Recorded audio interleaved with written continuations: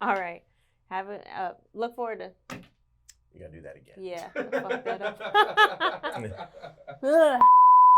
Yo, what's up? It's your man DJ D-WREK, and this is what I'm doing today. Eating while broke. Chilling here with my girl, Colleen Witt, and we're gonna be whipping up a little broke meal, little meal I used to make, you know, when money was a little bit short.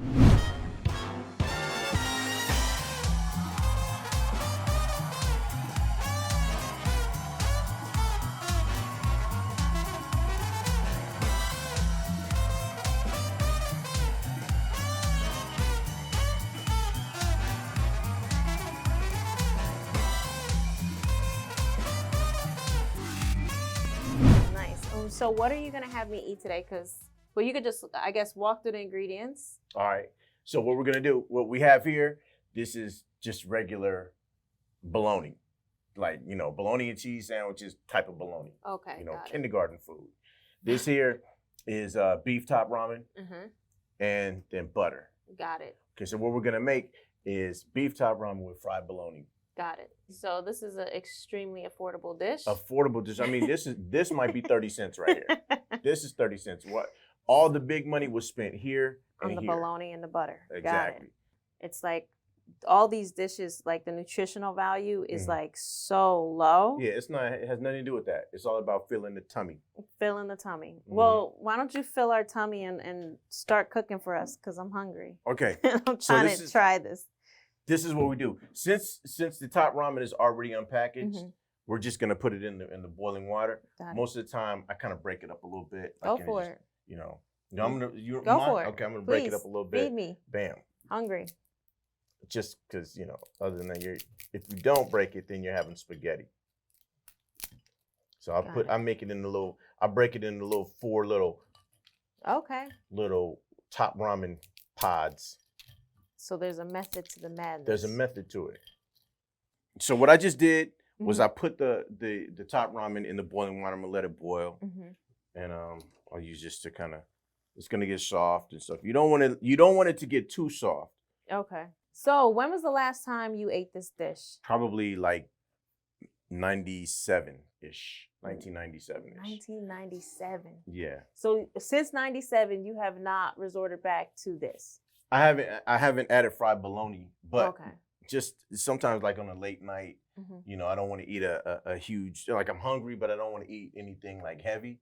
I'll make like, a little top ramen or something like that. So what we'll do now is we're gonna fry the bologna. Okay. Got it. So what we want to do is, let me see, is this on right here? Yeah, it's on. That is on. Okay, where are we? Don't burn yourself. No. I don't know what the insurance policy, what you guys kind of insurance you got. We're on Eating While Broke, so don't have too much faith in it.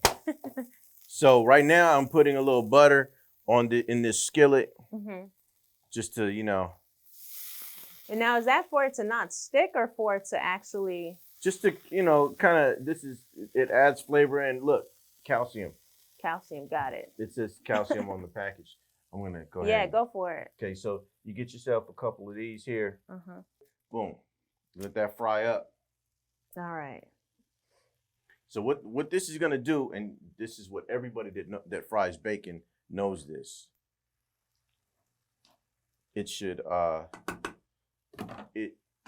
create like a bubble or something? Yeah. Oh, okay. So we're looking for the bubble. Waiting for the bubble. So take us back to 97. What was going on in 97? 97, I was a cashier at Costco Wholesale, and I was living in LA. I was a cashier at Costco Wholesale, and I was just out in LA doing what I call the Hollywood Shuffle. I got that from a Robert Townsend movie, but I was really doing that. I'm still Hollywood Shuffling, but just on a different level now. And auditioning for different TV shows and dance gigs or whatever. So you were a dancer? Yeah, I used to dance for different artists and music videos and all that kind of stuff. What? Yeah, I mean, see the bubble? Yeah. See the bubble? See the bubble. I see it. So are you supposed to pop it? Oh, yeah. I always do. That's part of it being fun. So you want it to kind of be a little crispy, but not too crispy. So that's the whole point of frying it, is for the texture? Well, yeah, for the texture and to add protein to your meal. Okay. You know what I mean? Now, do we know what really is in bologna? Is it like one of those hot dog things, or? Probably. I mean, it doesn't look like you could just shave this off the side of a cow. So when did you realize you wanted to get into entertainment? When I was a little kid, I used to watch like, you know, Good Times and the Jeffersons and Different Strokes and things like that. Mm-hmm. And I would see these actors that I would always emulate anyway. You know, it was, you know, he acts like, I mean, I would, you know, kind of, you know, emulate the young black actors that were out, you know, like I was always mimicking JJ or something. And, you know, doing what you talking about, Willis, all that kind of stuff like that, you know. And then the TV show Fame came out, and I was like, I could dance too. And then b-boying and breaking came, you know, all that stuff. Mm-hmm. So I was like, I used to enter like little hip hop dance contests and things like that, and I would win like first, second, or third place. Oh wow! And I would win money, so my mom wouldn't have to give me much allowance because I was always winning like, you know, a few dollars at Chuck E. Cheese every weekend. What? Yeah. So then.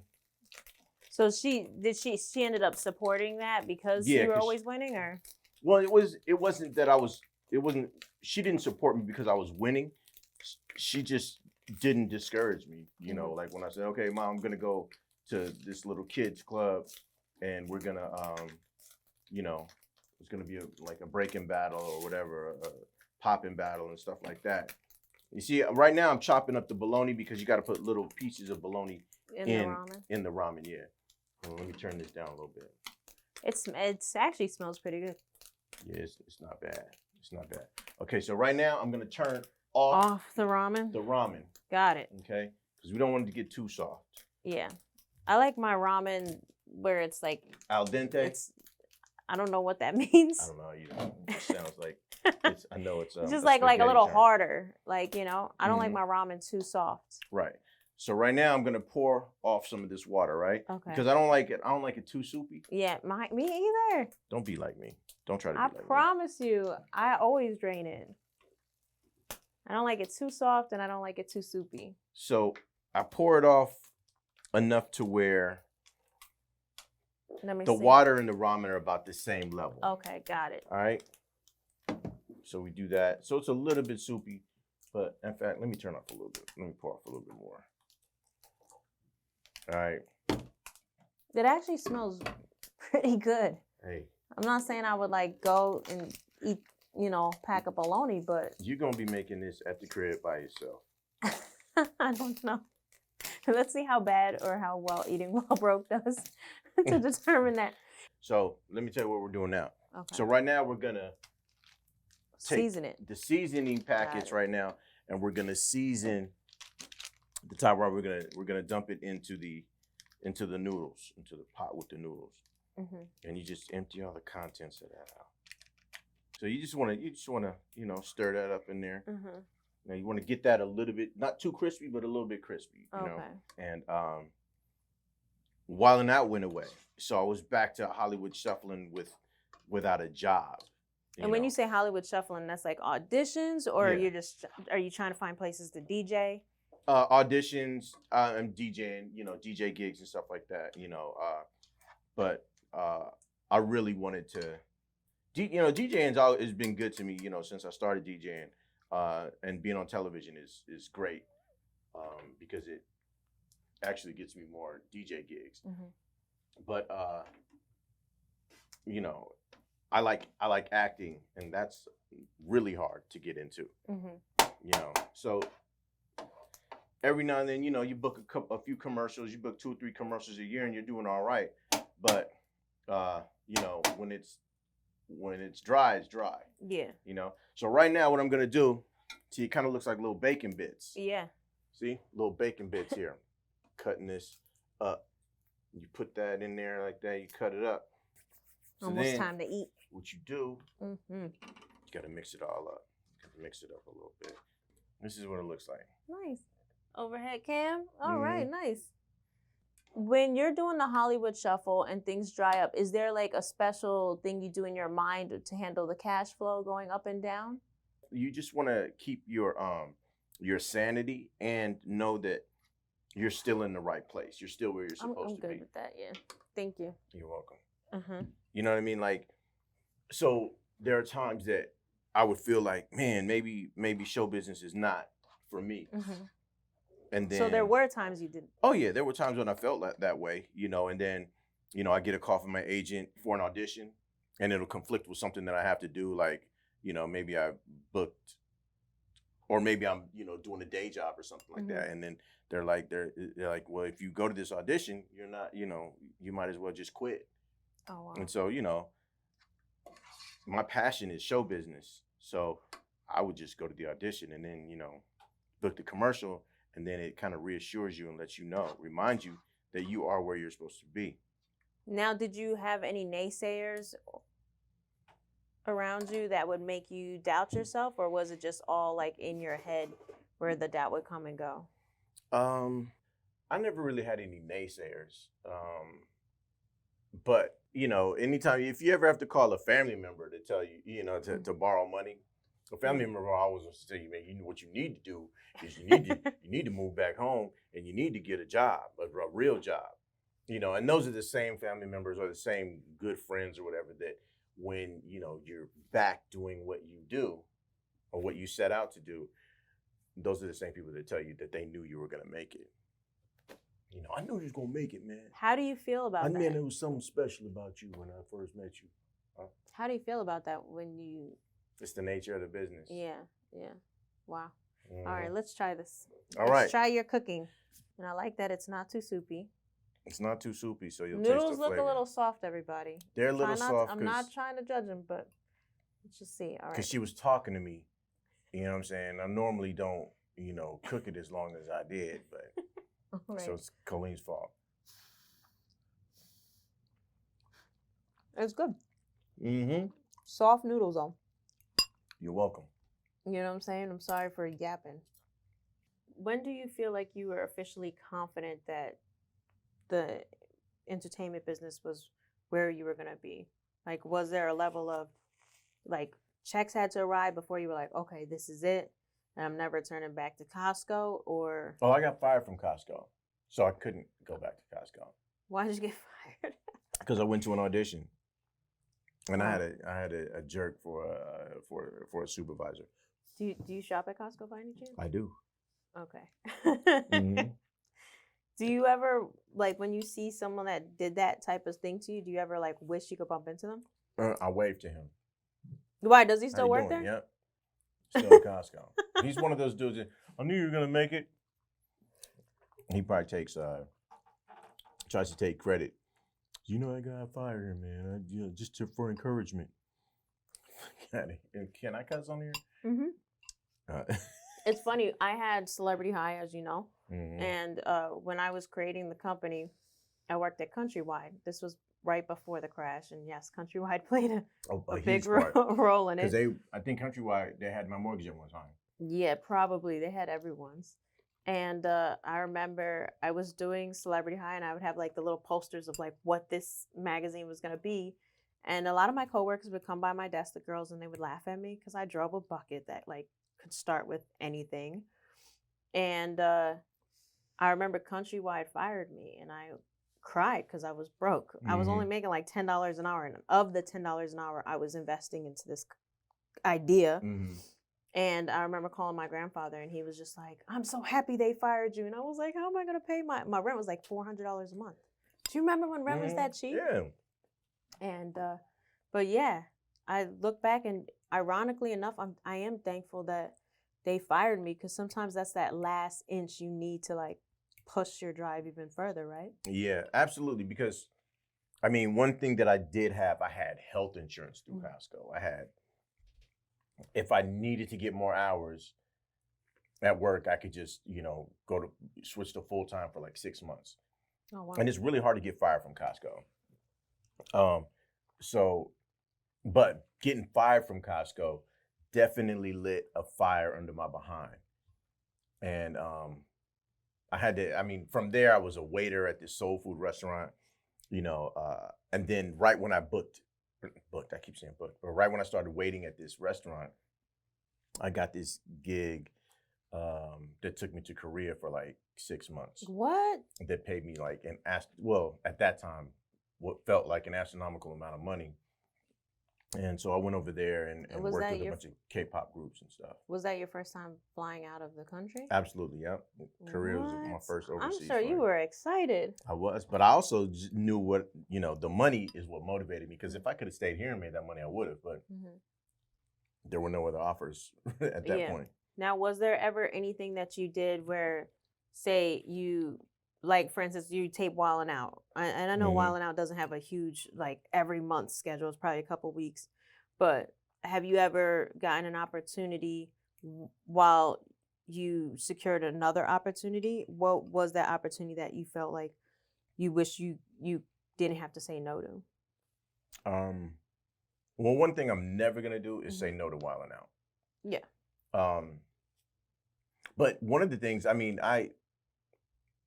so what happened when there was one gig that I booked. I booked a tour dancing for a popular artist. And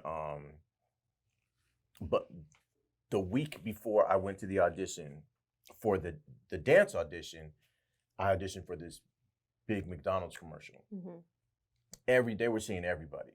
So I went to the audition, and then that following week I auditioned for the dance. I went to the commercial audition, and then that following week I auditioned for the artist and to be a dancer. And then during that week, I got a call back for the McDonald's commercial, which is huge. Right. So I went to the callback, and I'm starting rehearsals for the dance gig.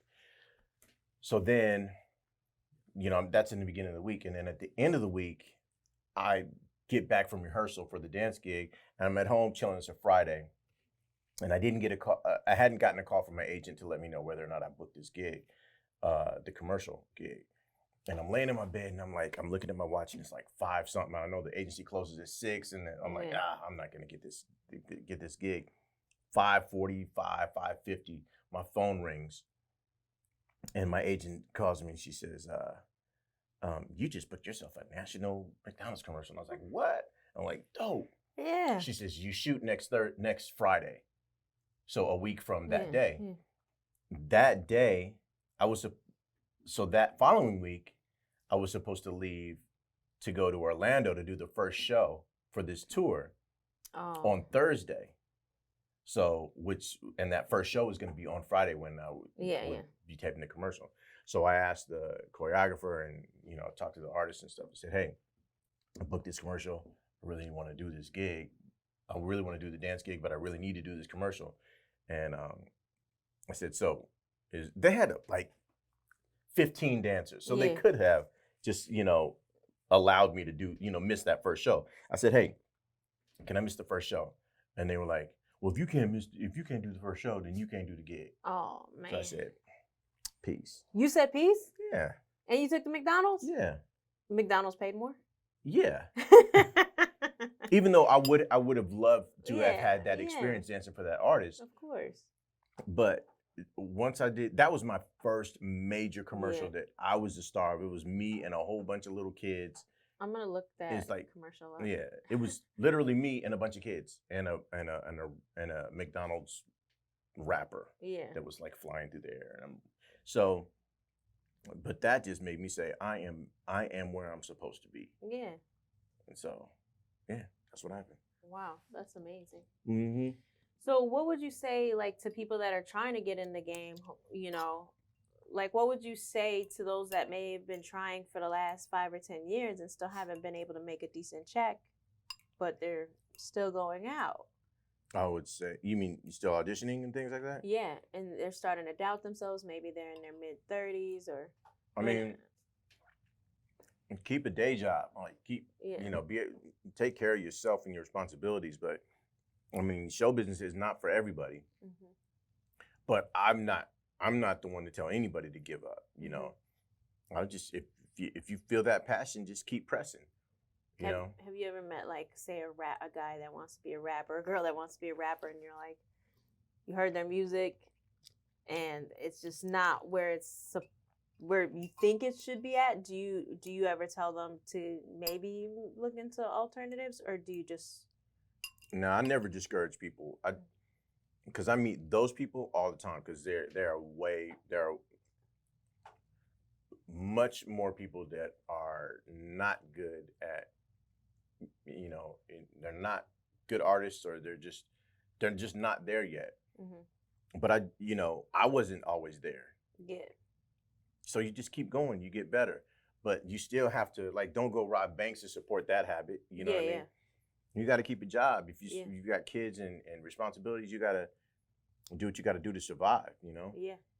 Including eating bologna ramen. Exactly. Like, and which is I'm enjoying mine. She didn't look like she's enjoying hers. I have to ask questions and have a whole interview, but the second the camera's cut, I'm going to be taking a couple extra bites. What season are you on of Wildling Out now? We just wrapped season 16. 16 seasons.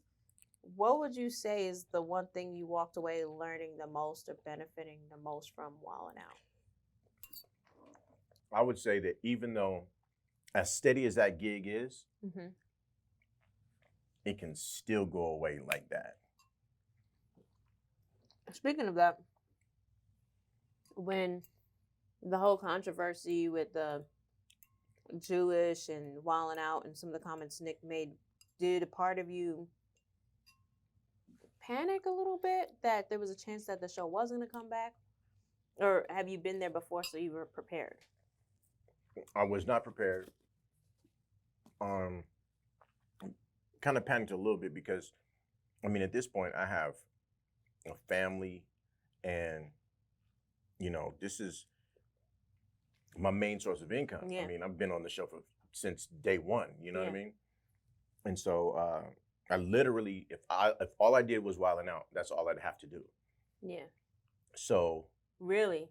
Yeah. So, so I panicked a little bit, but then, I mean, I know Nick, and I kind of understood everything that was happening, and I was in touch with other producers on the show, the executive producers. I was in touch with Nick and everybody, and so we were having conversations, and I felt confident that we were going to come back, you know. And then one of the most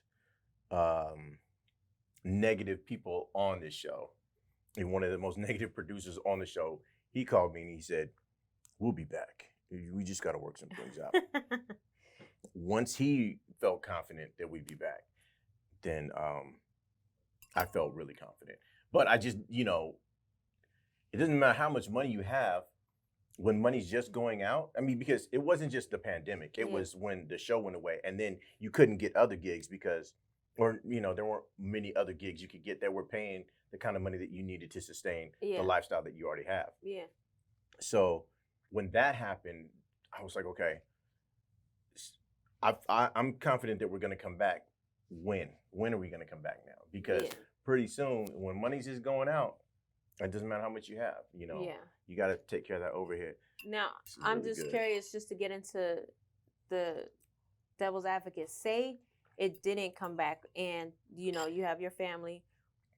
Would you ever, like, if pandemic? Because during the pandemic, there was no taping, there was absolutely nothing going on.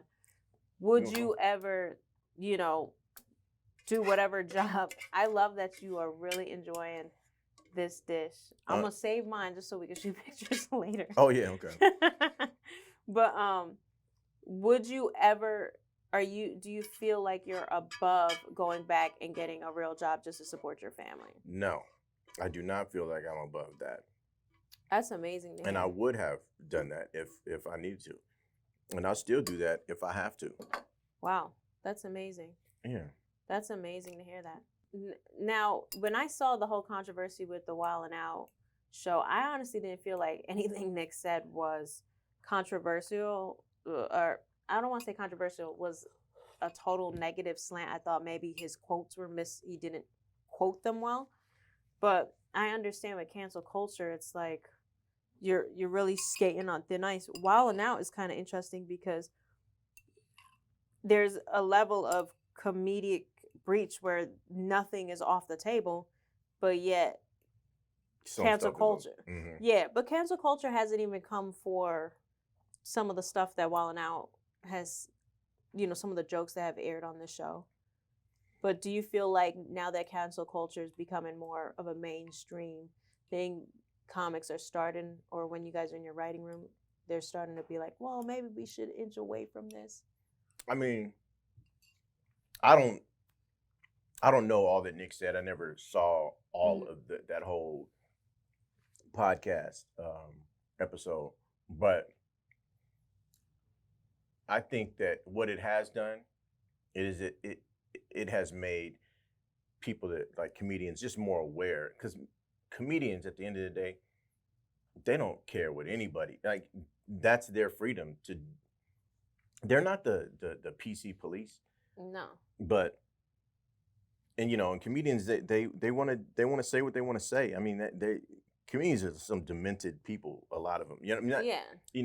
To find humor in some of the most tragic things, or just to find humor in just everyday life that we all live, and they tell their experience, and we all laugh from that because we can relate to it. It's all Yeah. relatable.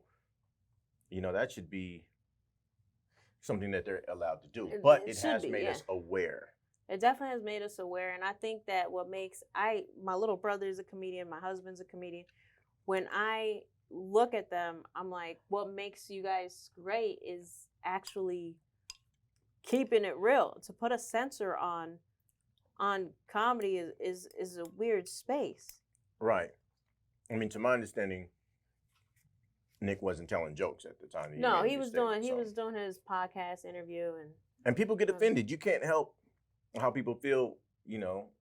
People are gonna feel the way they're gonna feel, and not everybody's gonna be happy with you.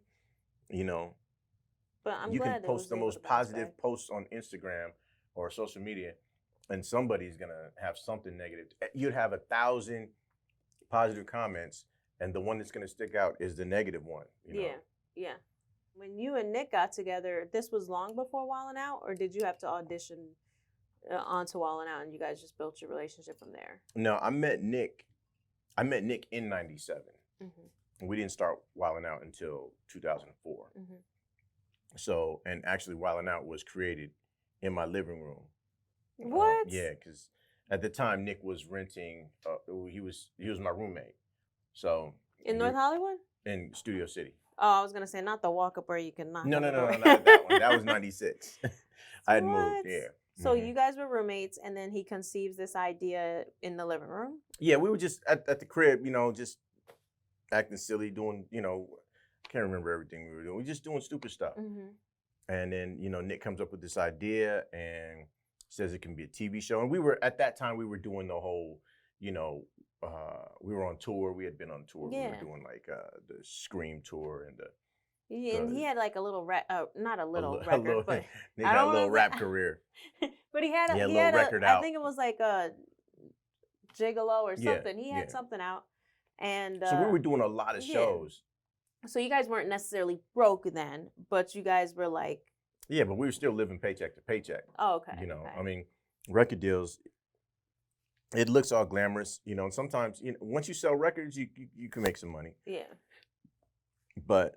We were doing shows, we were traveling, we were, but we were still roommates in an apartment. I love that, though. So. And that's crazy. You look at Wildling Out now, and it has this huge budget, and it's a little different now. Yeah, from when you guys first started. Now, I remember hearing like when when it first started, it was like in a club, and it was like, did you guys self-shoot it or? Mm-hmm.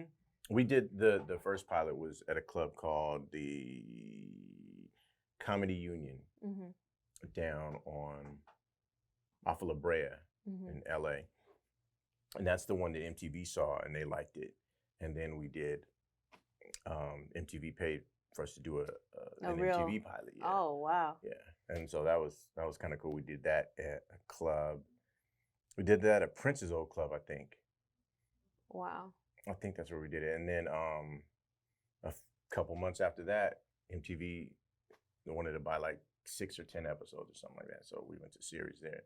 And, besides that lull that we had between 2007 and 2012 or 13 or something like that, the show has never been off the air, like, out besides besides this recent thing, but it was always on the air. They were always playing reruns. But yeah, no, I mean, I never thought that I wouldn't be able to make a living in this business.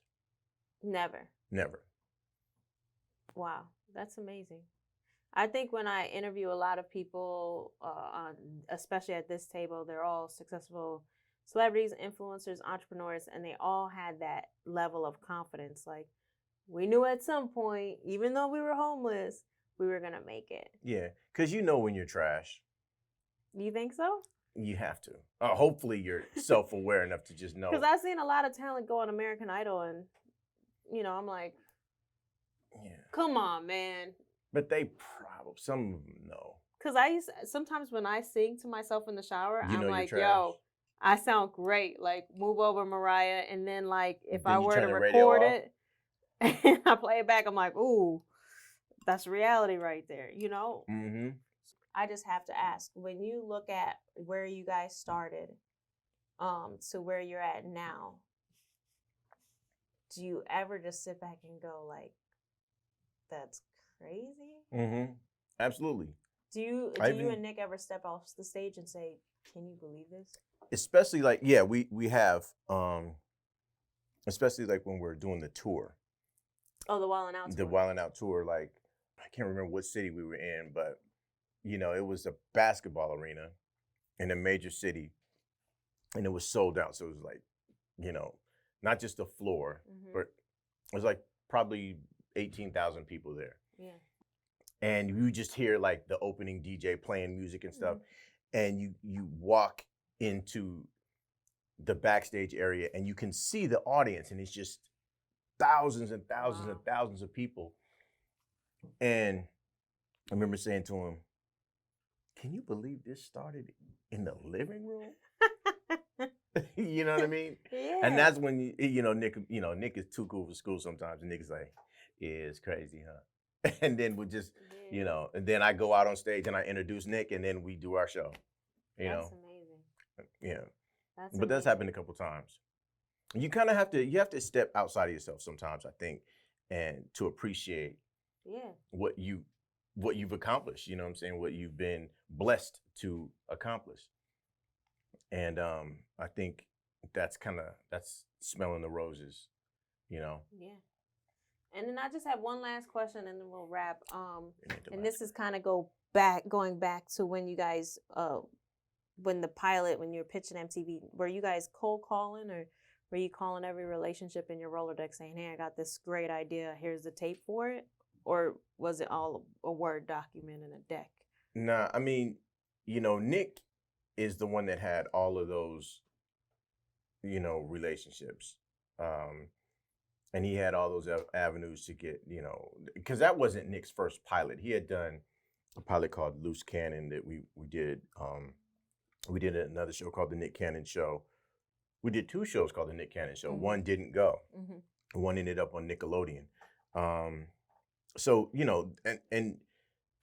Nick, at the time especially, Nick was like Hollywood's little guy that they were trying to figure out, Hollywood's young, new little guy that they were trying to figure out, what can we do with this guy? Because he's talented and he's got some great ideas. And he was like clean cut. He was like the clean. Yeah, he was like the new version of the Fresh Prince. Yeah. I would definitely say that, yeah. So, So he was able to use that to pitch the show, and then. Yeah, people wanted to be in business with him. Yeah. You know what I mean? I mean, he's a likable. Yeah, he's very nice, very likable, very hardworking. Now he's got, neck tattoos. That can be a whole nother discussion, but I'm so happy that you came out and fed me some fried bologna ramen. Fried bologna ramen, yeah. Thank beef you ramen. so much. It's beef flavored ramen. It's beef flavored, and now I officially know how to fry ramen. Well, thank you so much for coming on another episode of Eating While Broke. Eating While Broke. Thank you.